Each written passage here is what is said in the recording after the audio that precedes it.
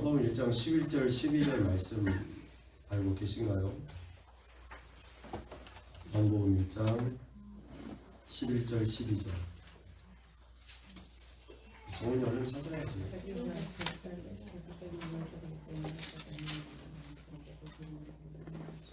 같이 읽겠습니다. 시작. 자기 땅에 오매 자기 백성이 영접하지 아니하였으나 영접하는 자 곧 그 이름을 믿는 자들에게 하나님의 자녀가 되는 권세를 주셨으니. 아멘.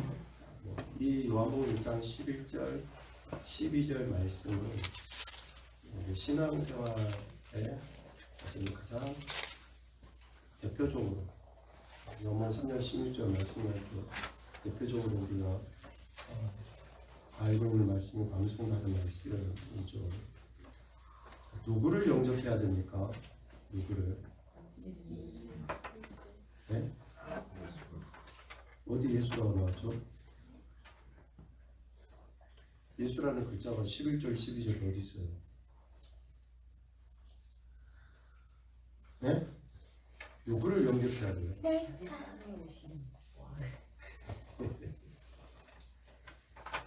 자기 땅 소유주를 영접하는 거예요. 땅의 주인, 소유주를 영접하는 거예요.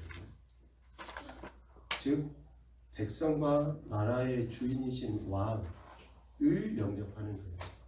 물론 이 안에 예수 그리스도 다 들어져 있죠. 그러니까 이 11절과 12절 말씀을 통해서 우리가 예수 그리스도를 영접해야 된다. 당연하죠.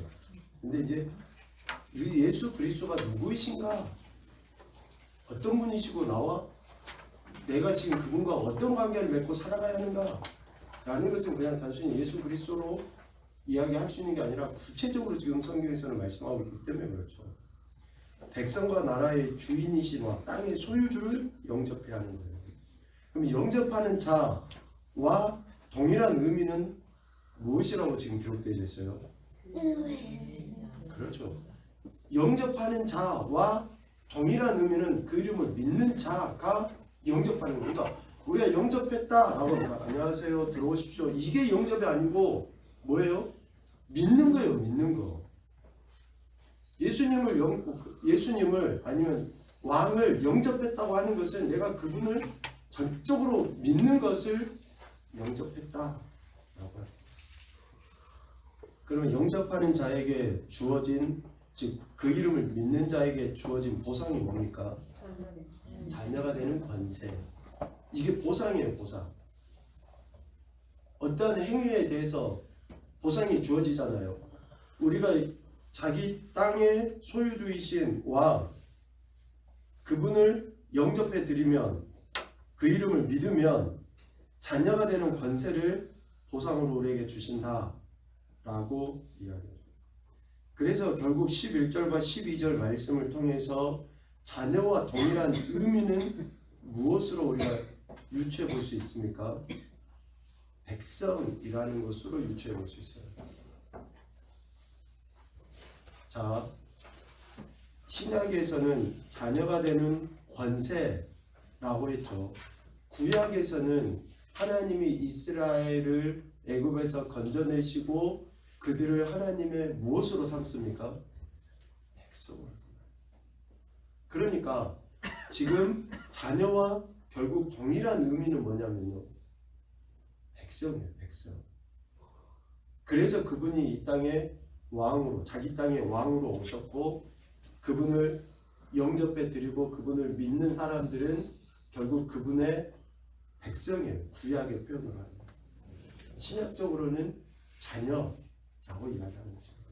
그러니까 구약으로 바꿔보면 우리가 하나님의 백성이 됐다는 것은 엄청난 특권이고 권세. 우리는 자녀가 되는 권세라고만 가지고 우리가 그 자부심 프라이드를 갖는데 우리가 하나님의 백성이 됐다고 하는 것은 그와 똑같은 그런 엄청난 우리에게 축복이라는 거예요.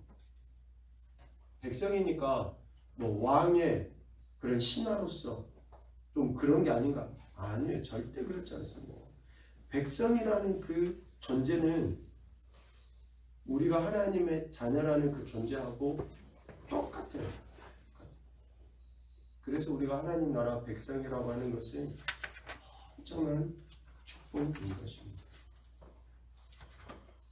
하나님의 자녀, 좀 더 광범위하게 하나님의 가족은 결국 왕이신 예수 그리스도를 영접하는 자, 믿는 자가 하나님의 자녀가 되고 하나님의 왕이 되죠. 그런데 예수님께서 공생애를 시작하시면서 제자들에게 이것을 가르치셨어요. 마가복음 3장 35절 말씀 한번 찾아봅시다. 마가복음 3장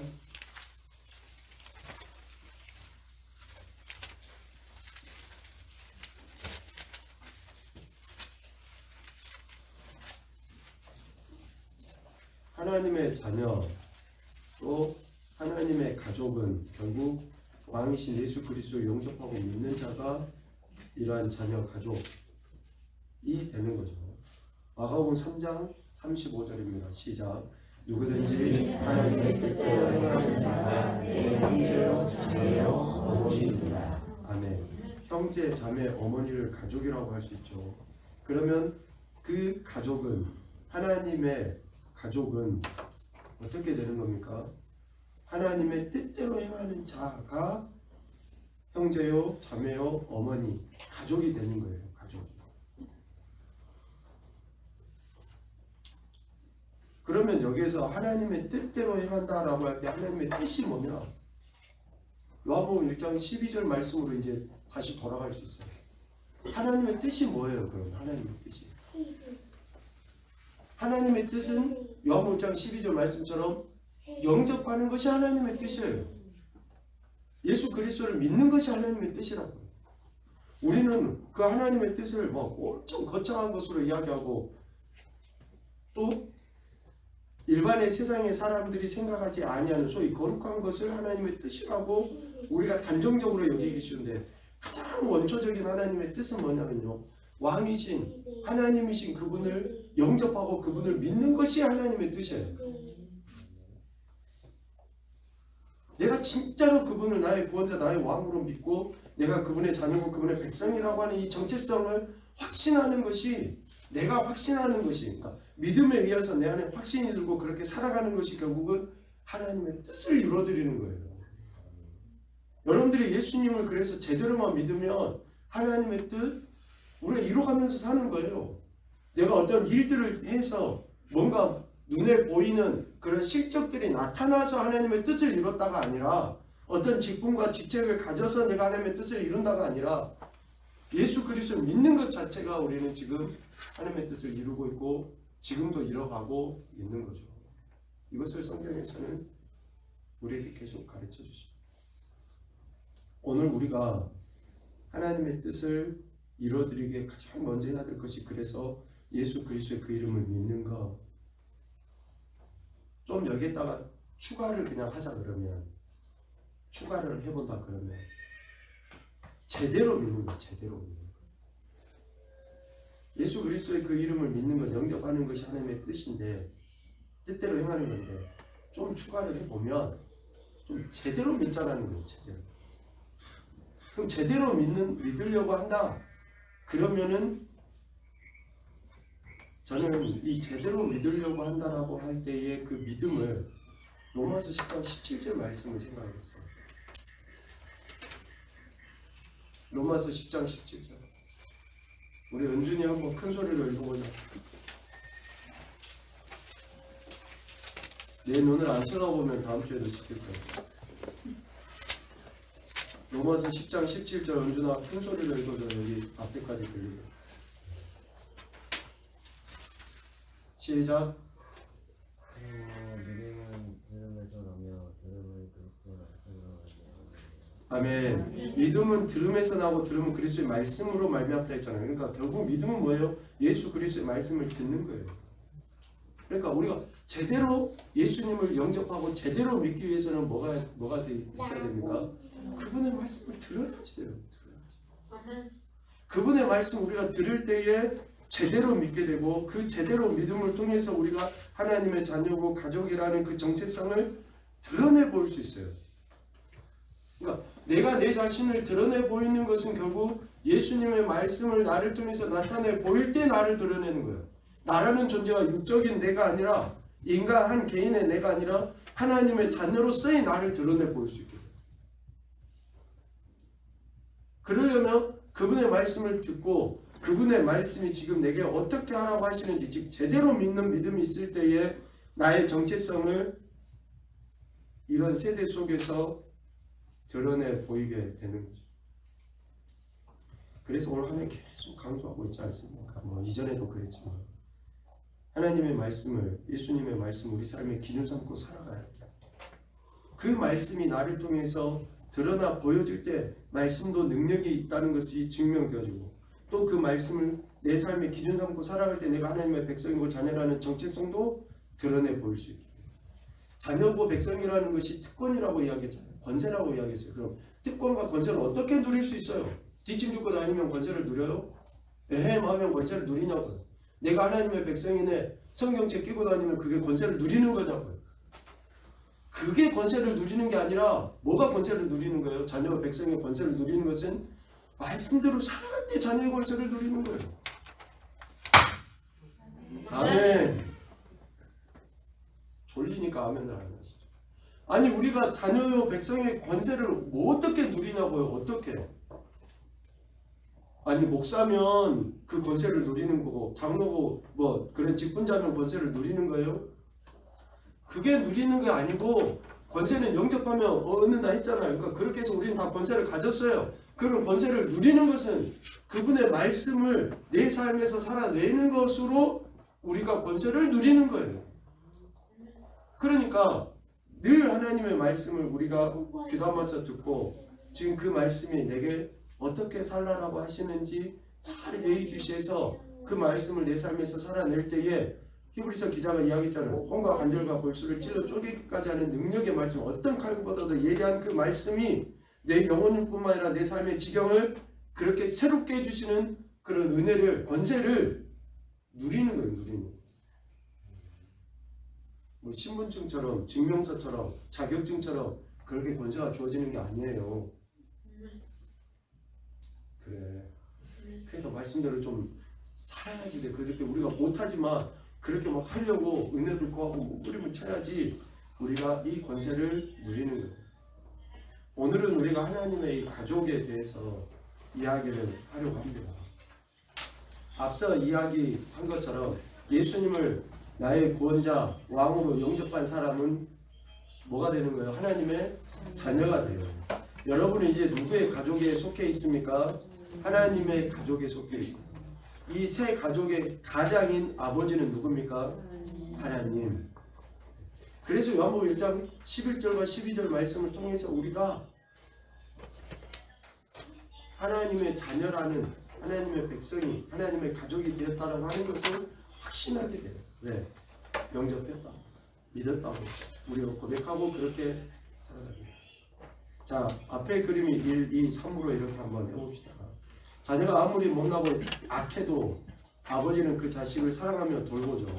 아래 중에서 어느 것이 정상적인 아버지의 모습입니까? 몇 번째예요?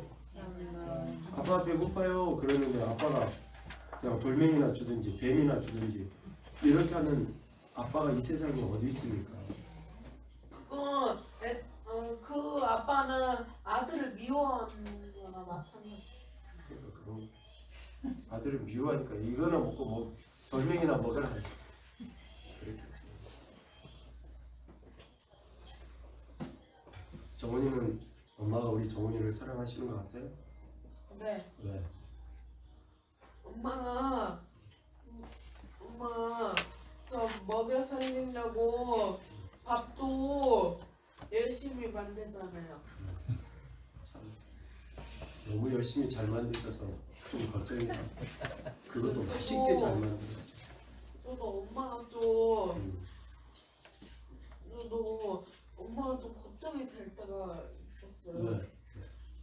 엄마 제가 TV에 나올 때 너무 TV에 나올 때 그거 보고 진짜 엄마의 마음을 이해할 수 있어서 눈물을 흘렸거든요. 아, 그렇습니다.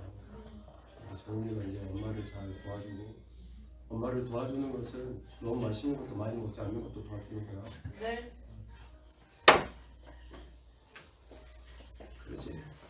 부모가 자녀를 사랑한다고 하는 것은 그러한 태도로 보여지는 거죠. 세 번째처럼 예수님께서 하늘 아버지의 사랑과 돌보심에 관해 우리를 가르치실 때 이 세 가지 예를 들어서 말씀하셨잖아요. 그럼 하늘 아버지의 모습은 또 어떤 모습일까요? 몇 번째 모습이겠습니까? 세 번째 모습인 거예요. 그래서 오늘 우리가 마태복음 7장 11절 읽은 말씀처럼 하늘에 계신 아버지와 육신의 아버지 중 어느 분이 우리를 더 사랑하는 것으로 말씀하고 있습니까? 하늘에 계신 아버지. 육신의 아버지도 사랑하시고 그러나 하늘의 아버지께서 우리를 더 사랑하신다. 하늘 아버지께서 우리를 돌보시고 사랑하시기 때문에 우리는 뭐 할 필요가 없습니까? 염려할 필요가 없습니다. 염려할 필요가 없습니다. 염려는 그냥 주님께 맡겨야죠. 염려는 근심 걱정이 아니라 왜? 6장 31절에 말씀하시는 것처럼 자 우리 같이 읽읍시다. 시작. 그러므로 염려하여 이르기를 무엇을 먹을까 무엇을 마실까 무엇을 입을까 하지 말라. 하지 말라라고 분명하게 이야기하십니다. 무엇을 먹고 무엇을 입고 무엇을 마시기. 예수님께서 우리가 염려하지 말아야 될 것 세 가지를 말씀하시죠. 먹을 것, 마실 것, 입을 것. 한마디로 이 육신의 것, 이 땅의 것에 대해서 염려하지 말라. 하늘 아버지께서 우리의 염려를 다 아시죠. 우리가 지금 무엇이 필요한지 아십니다.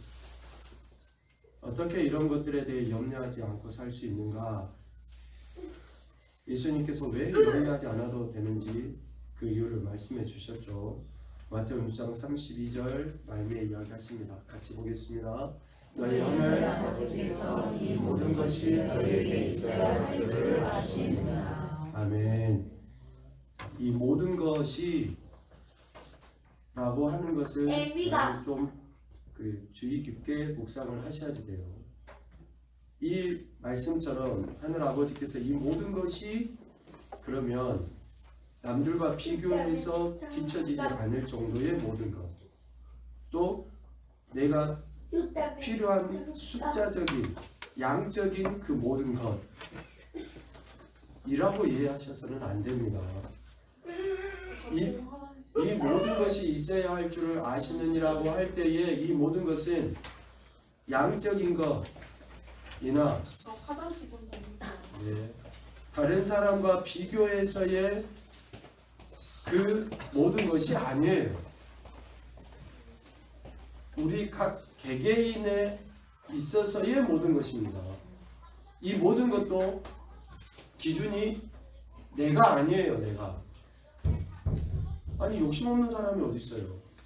아니 서 있으면 앉고 싶고 앉고 싶으면 눕고 싶지. 사람이 다 그래요. 그러니까 내가 원하는 그 모든 것이 아니라 누가 원하시는 모든 거예요? 아버지 하나님이 원하시는 모든 거예요. 그러니까 나는 100만 원이 필요해. 그런데 하나님께서 지금 내게 50만 원만 주셨어. 그러면 그게 50만 원이 나의 모든 것이에요. 그런데 우리는 다른 사람과 비교해서 아니 저 사람 100만 원 번데 왜 나는 이것밖에 안 돼? 저 사람은 이렇게 사는데 왜 나는 이것밖에 안 돼? 라고 우리가 그 모든 것으로 받아들이지 않기 때문에 불평과 원망하고 염려하는 거예요. 그래서 여기서 이야기하는 모든 것은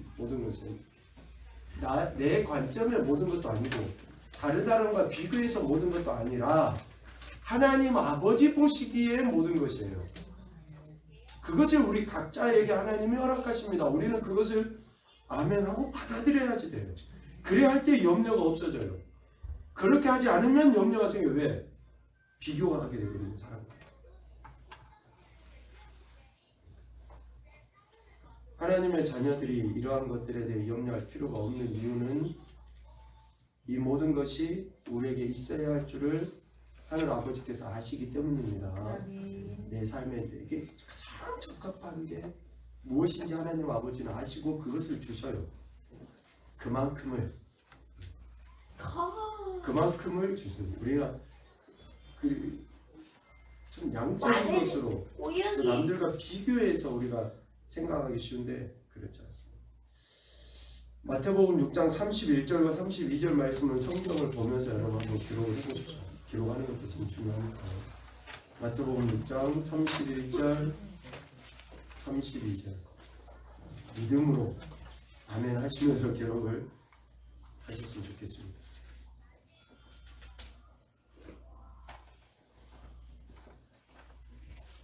지금은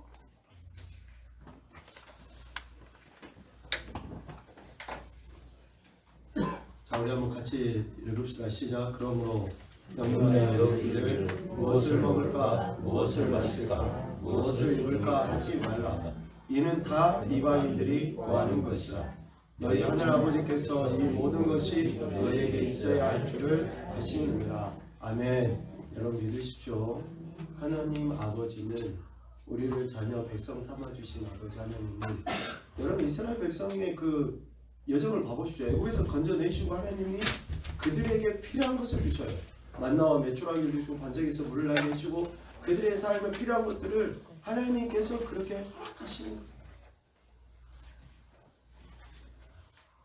그러니까 반면교사를 삼아야 될 이유가 거기 있죠.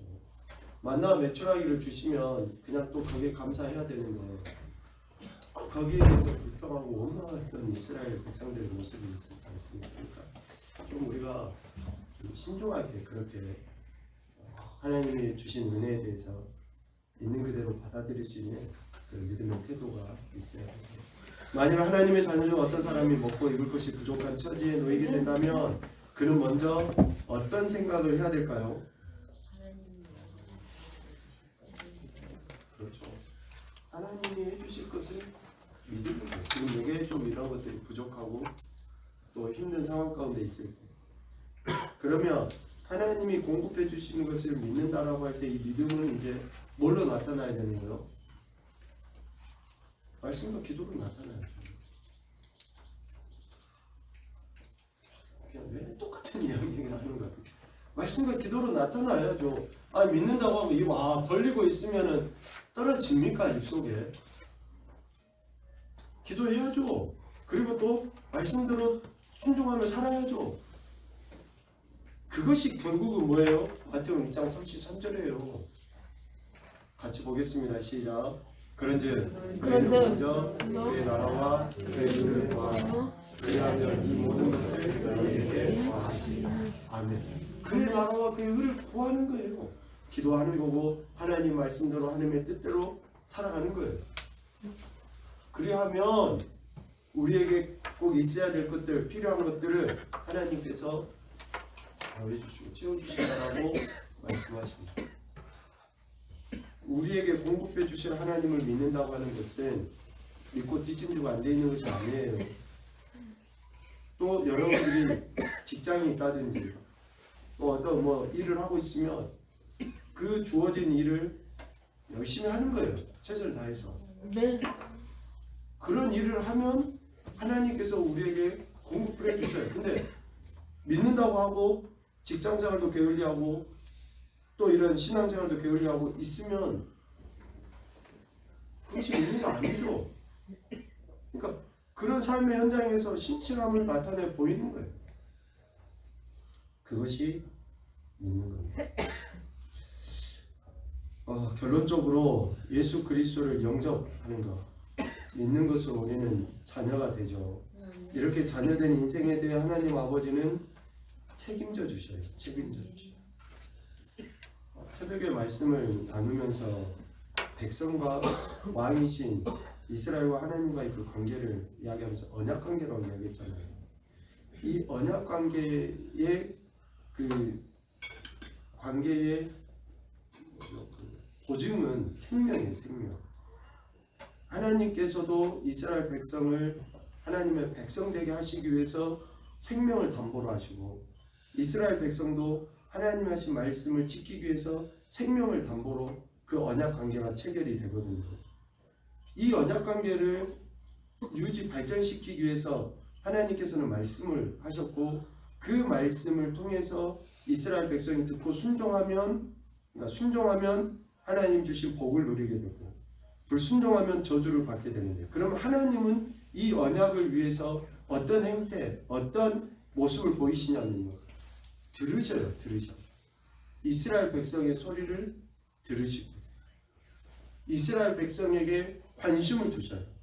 이것을 가지고 하나님은 언약을 체결하신 것을 이루어가셔요.